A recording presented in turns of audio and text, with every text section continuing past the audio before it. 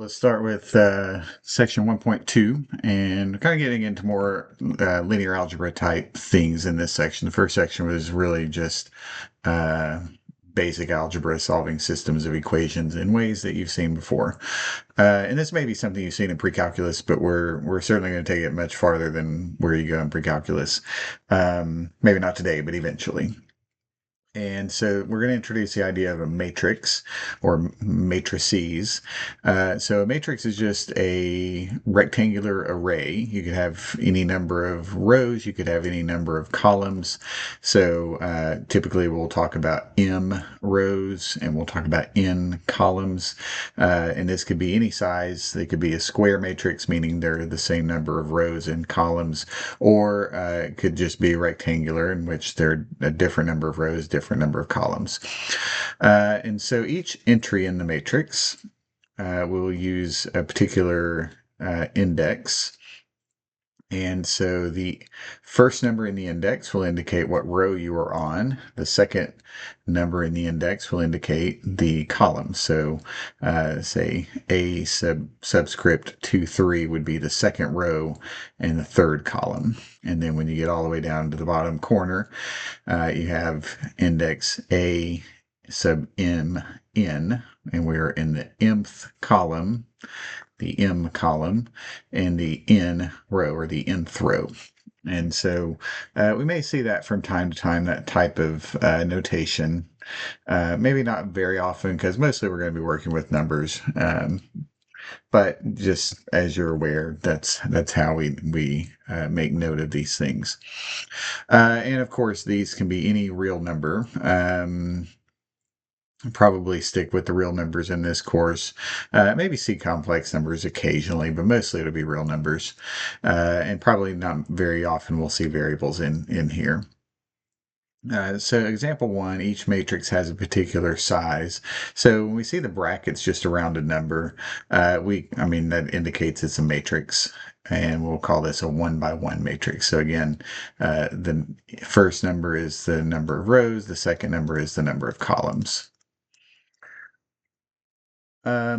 Also, incidentally, I may, as I am working out problems in this class, typically the textbooks, when you print these, they'll use brackets, but you could also use parentheses. So we could write this in this way. Typically, I use parentheses when I'm handwriting these.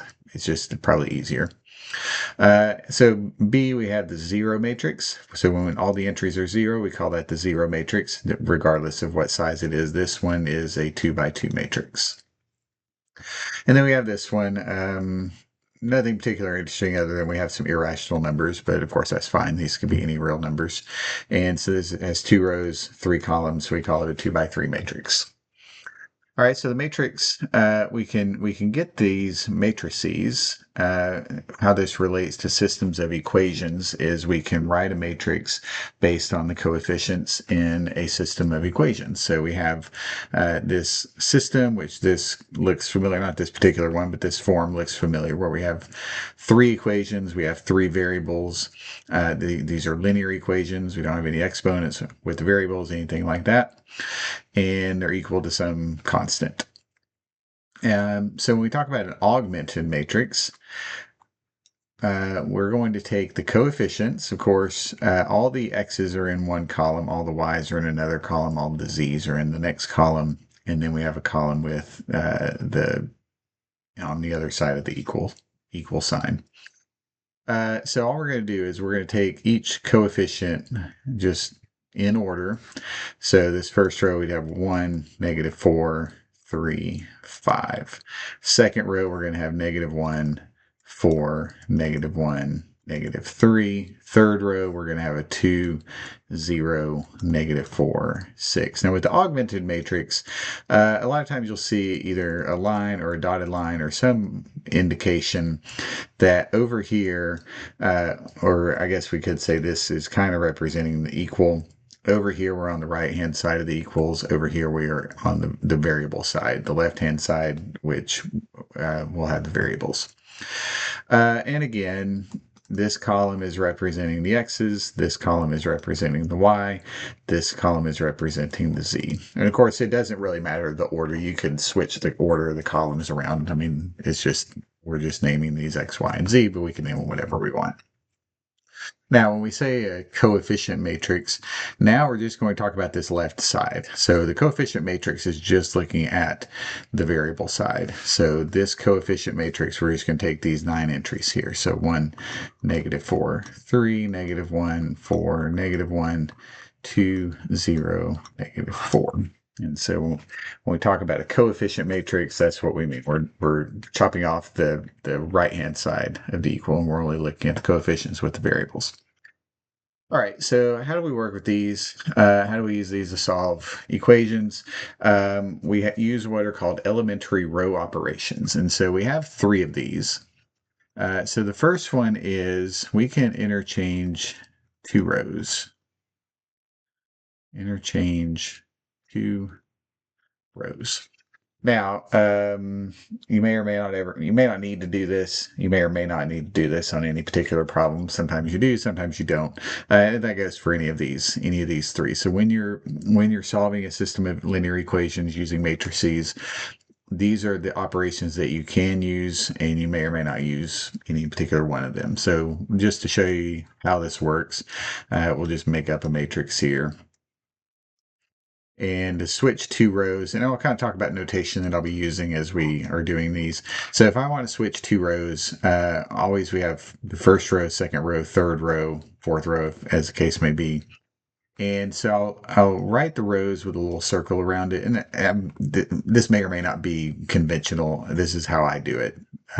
So if you've had another class, if you've maybe seen some of this before, maybe your professor or teacher in that class did it a different way, but this is how I do it.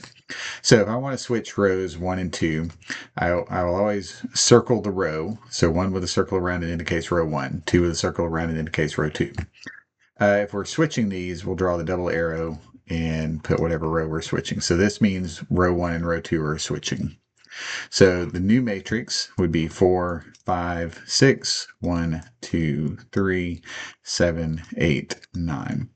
And so when you do these row operations, you are not affecting the solution to the system. And that's the main thing we want to not do. We want to get these matrices in a way that we can easily solve these. So it's no different than if you are solving an equation. So say we have some just basic equation like this, and how can you solve this? So you can't just look at this and tell what the answer is. I mean, maybe you could probably solve this in your head, but just looking at it in 1 second, you're not going to be able to solve this probably. So what do? We combine like terms. And why do we do that? Well, this second equation is simpler than this one, but these 2 equations have the same solution, right? And that's the idea here. So these 2 matrices, and this is a coefficient matrix, but if we have the augmented matrix with the full thing on the right hand side of the equal also on here, you do the same thing. So if we added, the right hand side, and we'll just make up some numbers, you would also switch those. Okay, so the entire row will go however long that row is. But the idea is when we are doing these elementary row operations, we're not changing the solution set. Just like when you combine like terms, or the next step, we'd add the 3 to both sides. All 3 of these had the same solution set, and the same solution in that case, only one solution. So that's the idea. These elementary row operations are not changing the solution set. They are changing the matrix. I mean, the matrix is not the same, clearly, but we're not changing the solution set, which is exactly what we don't want to do. All right, so the next row operation is multiply a row by a non-zero constant. So obviously, if you multiply a row by a 0, that just makes the whole row be 0, and then that's going to affect things more than we want to affect them. So we'll just start with the same matrix, 1, 2, 3, 4, 5, 6, 7, 8, 9. And in this case, so to indicate doing this, let's say we want to multiply row 2 times, we'll just say 3. So So this notation, the way I use it, we're multiplying row 2 times 3, and then we're going to replace row 2 with that. So all we're doing, we're just going to multiply this one row by 3. So leave row 1 the same, leave row 3 the same, and then multiply each of these entries by 3. So now we get 12, 15, 18. And so that is our new matrix. And again, it's an elementary row operation, so it's not going to change the solution set. And then the last one, the third operation that we can do is add a multiple of one row to another row. It probably goes without saying, but we'll say it. You can divide a row by a non-zero constant. You can subtract a multiple of one row to another row. Of course, that's doing the same thing, but just so we say that out loud, that we can do that. So what does this look like? Let's start with the matrix again.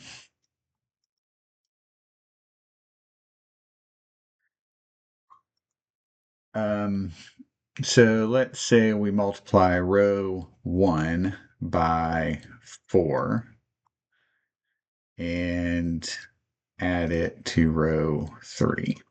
And then we're going to replace row 1. And you could do that. I mean, you could do this and replace row 3. You could do this and replace row 1. Probably don't want to replace row 2 because then you lose row 2 altogether. But you could do this to replace row 1 or row 3, whichever rows you're working with. Now, I actually, unnecessarily in most cases, but this is what I recommend, use a calculator for these, even though these are super basic arithmetic operations that we're doing. So in this case, it's 4 times 1 plus 7. That'll give us our first entry. Obviously, you can do that in your head. But when you get into negatives and subtracting, whatever the case is, even with these, it's not a bad idea to use a calculator, because if you make one mistake on these, you will get the wrong answer in the end. And you're going to do this. You're going to do many things. You're going to do this many times for one problem. So it's not a bad idea to use a calculator, even though this is just really basic. It'll probably save you some headaches, because it's, once you get to the end and you get the wrong answer, it's hard to go back and figure out where you messed up. All right, so we have 4 times 1 plus 7. That is 11. 4 times 2 plus 8 is going to be 16. 4 times 3 plus 9 is going to be 21. And then we are leaving the other rows the same. And so there are 3 row operations. And so you certainly want to have those in mind. So once we get a system of equations, we're going to use a matrix to solve it. And you want these row operations, you want to understand what you can do, what you can't do. That's equally important. So we're using these a lot. I don't think you need to spend time trying to memorize them. Just do a bunch of examples and you will memorize them.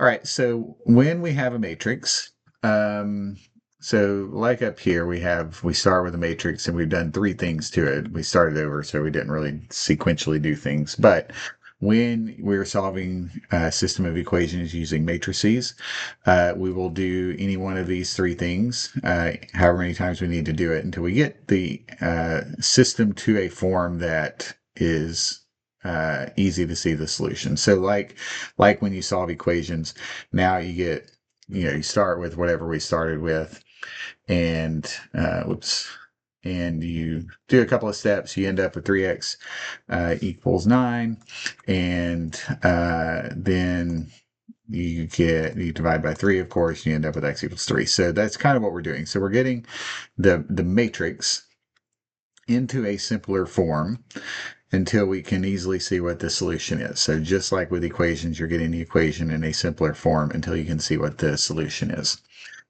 So in these cases, and we were just doing examples, so these matrices that we get over here, we haven't really done much as far as helping get there, but we're just showing what you can do. So at this point, we need to decide and talk about what is the easier form of the matrix to where we can identify the solution. And so we call these two forms. There are two ways to do this. One is called row echelon form, and one is called reduced row echelon form. So these three criteria here are for row echelon form. And sometimes it's easier to work with row echelon form. Sometimes reduced row echelon form is the way to go.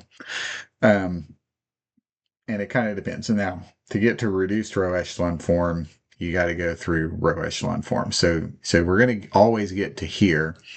If we want to go farther to get to reduced row echelon form, we'll talk about when we need to do that and when we don't later. But for now, let's just talk about row echelon form. This is the first one. So a matrix is in row echelon form if it has these properties below. So any rows consisting of entirely zeros must be at the bottom of the matrix.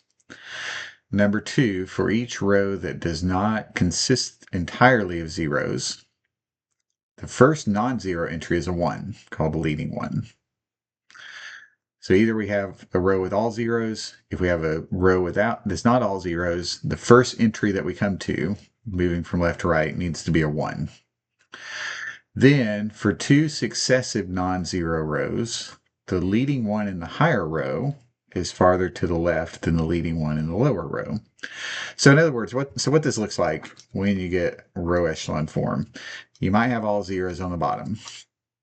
You might have a couple of all zero rows. So we could have a couple of zero rows. Those need to be at the bottom.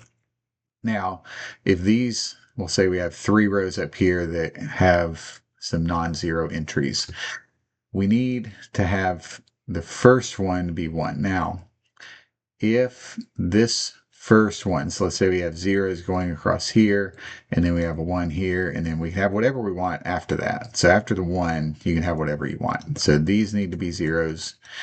Now, the next row, in order to be in row echelon form, these have to be zeros. You have to have zeros all the way until you get to this one. Now, this one could also be a 1, but you can't have any 1s before that.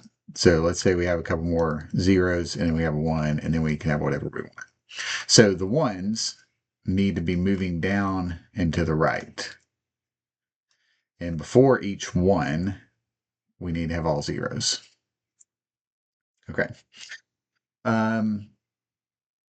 All right, so let's look at a couple of matrices and identify if it's in row echelon form, reduced row echelon form, or I guess we need to identify reduced row echelon form. The reduced row echelon form is like this, except when you have a leading 1, you need all zeros in the rest of the column with that leading 1. So you have a leading 1, the rest of the column needs to be 0. So a matrix is in row echelon form is in reduced row echelon form when every column that has a leading 1 has zeros in every other position. So if you have a 1 here, you got to have zeros all the rest of the places. Now, row echelon form, you got to have zeros below it. But you could have non-zeros above it. In reduced row echelon form, the whole column has to be 0 except that 1 entry. Okay. And in fact, I misspoke before. If this is a leading 1, you will have zeros below it. You're not going to have a leading 1, say right here. That wouldn't work. So the leading ones are going to move to the right. They're not going to stay in that column. So just clear that up. I think I misspoke a minute ago. All right, so are these in row echelon form, reduced row echelon form, or neither? This one is neither. Now, why is it neither? Maybe think about that for a second. Why is this neither? Well, we have a 0 row, and it's not at the bottom. So this one violates this first rule.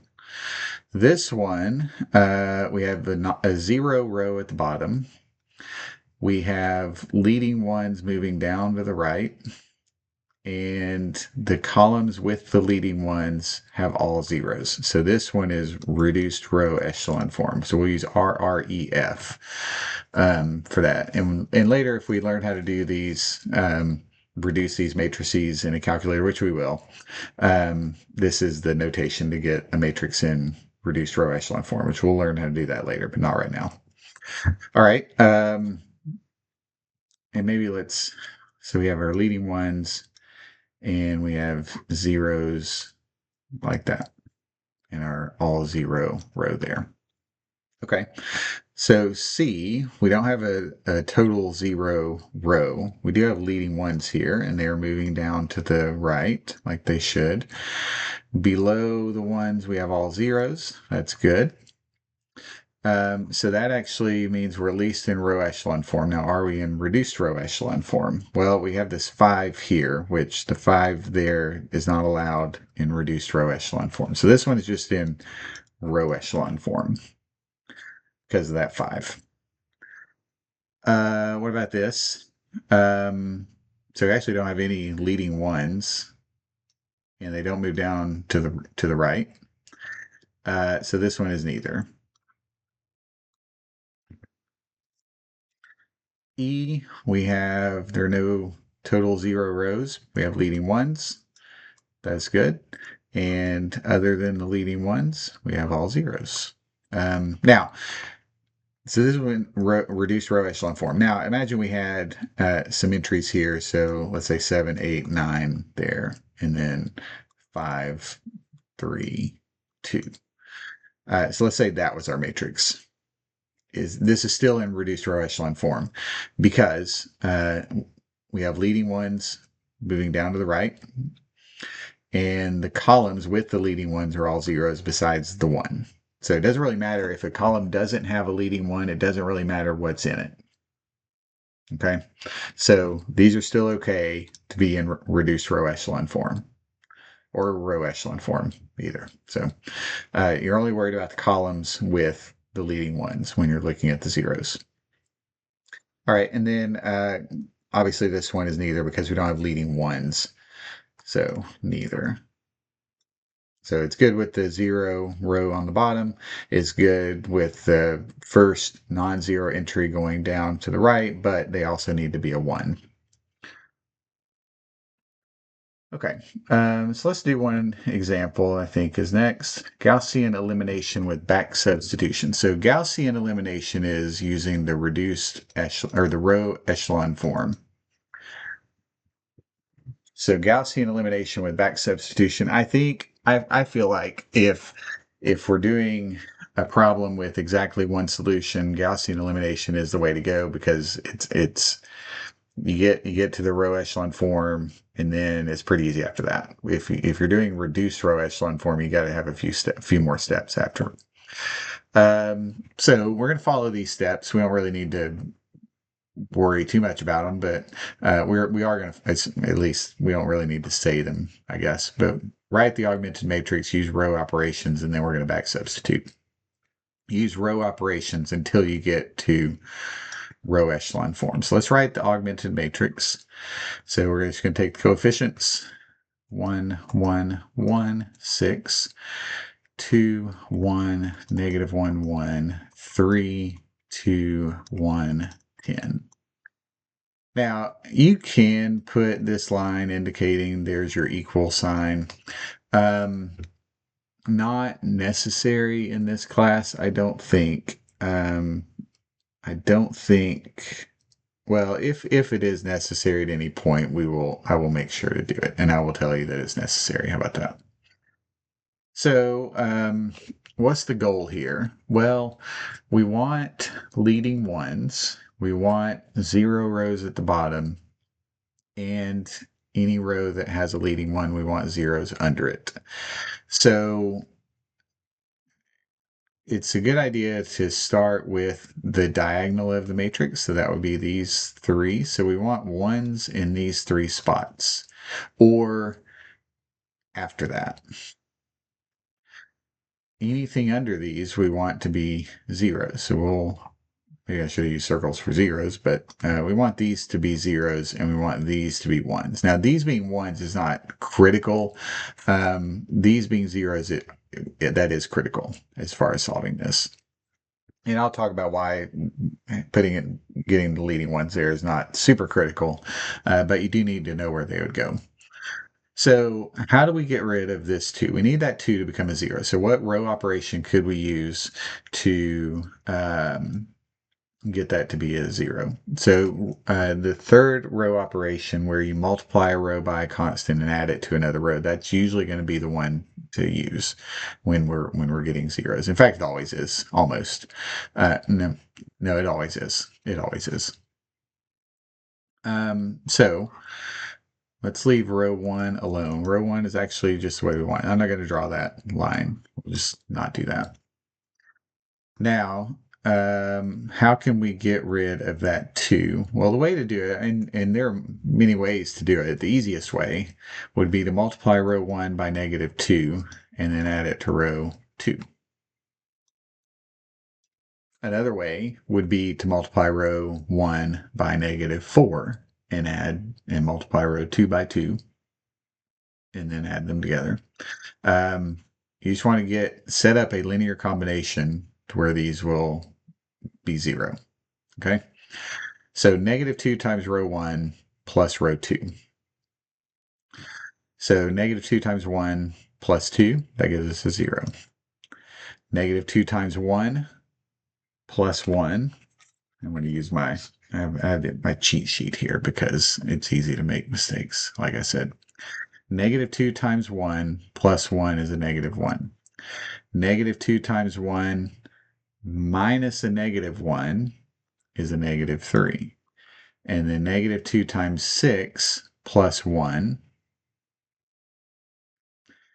is negative 11. I think I said that last one wrong. I think I said this one wrong. Negative 2 times 1 plus a negative 1. Negative 2 times 1 plus a negative 1, that's negative 3. Okay. Now, you can do 2 of these at once. We can get rid of this 3 at the same time. So you can work through a column all at once. You couldn't do these 2 at the same time. It might happen that way, but you can't do it. You can't do 2 things to get rid of those. But we can do the same thing, get rid of this 3. So let's do kind of the same thing. Let's multiply row 1 by 3, add it to row 3, and we're going to replace row 3. So negative 3 times 1 plus 3 is 0. That's what we want. Negative 3 times 1 plus 2, that'll give us a negative 1. Negative 3 times 1 plus 1, that gives us a negative 2. Negative 3 times 6 plus 10 gives us a negative 8. Okay, so we got 2 of these zeros here. We need to get that 0. Now, one trick that you can remember, typically if you want to get something eliminated well, let's use the first column. If you want to get something eliminated in the first column, you're probably going to use this entry in the first row. If you want to get something eliminated in the second column, you're probably going to use the entry in the second row to do that. And likewise, if we had a fourth column and we need to get rid of something in the third column there, we'd use the third row. So now using this matrix, how can we get rid of this?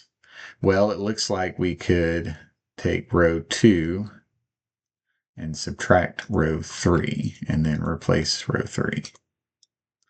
So let's copy 1 and 2. I'm going to do anything with those. And so 0 minus 0 is 0. Negative 1 minus negative 1 is 0. Negative 3 minus negative 2 is negative 1. Negative 11 minus negative 8 is negative 3. So now we have our zeros where we want them. Now we need to get these to be 1, which the first one already is 1. And we need to get that one to be a 1 and that one to be a 1. So the way we do that, now we're going to use the multiply by a constant or divide. we're going to multiply this row by -1, and that will turn that into a 1. So row 1 is fine. Let's multiply row 2 by -1. So -1 times row 2 is going to replace row 2. So 0, 1, 3, 11. And then same thing with row 3. -1 times row 3 is going to replace row 3. So 0, 0, 1, 3. All right. Now what do we have? So let's draw this line again. So now if it helps, and sometimes it does, sometimes you probably need to do this. Let's rewrite this in terms of the variables and let's rewrite our equations. So we have x plus y plus z equals 6. We have y plus 3z equals 11, and we have z equals 3. So we're just taking this and converting it back into equations, just like we took the equations and converted them to a matrix. So we have z equals 3. Well, that's very helpful. Now let's back substitute. So plug 3 in for z here. So y plus 3 times 3 equals 11. And that's going to give us y equals 2. Now you plug both of these back into this first equation. So we have x plus 2 plus 3 equals 6. And we get that x equals 1. And there's our solution. So maybe on the homework, I haven't looked, but sometimes in the homework, you write these as an ordered triple or however many you have. Or maybe it has you put x and y and z. I don't know, but that's the answer. So the idea is you want to get rid of the lower triangle in the matrix. You want to get all those be 0. Along the diagonal, you want them to be 1. And maybe you end up with a column of all zeros. Maybe you end up with a row of all zeros. We don't know. So anything could happen, I guess. But that's the idea. So we'll do another example in the next video. This will get a little bit long, so we'll stop here and then move on to the next problem in the next video.